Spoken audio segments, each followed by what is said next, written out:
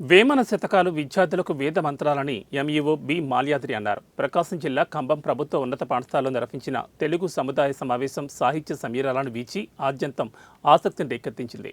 హజరత్ కూడెం ప్రాథమికోన్నత పాఠశాల విద్యార్థులు వల్లించిన 100 వేమన పద్యాలు విద్యార్థుల ధారణాశక్తికి దర్పణమై నిలవగా తెలుగు ఉపాధ్యాయులు ఆకవీటి సరోజ సమీక్షకురాలిగా నిర్వహించిన మహాకవి శ్రీ రచనల సమీక్ష రసవత్తరంగా సాగింది.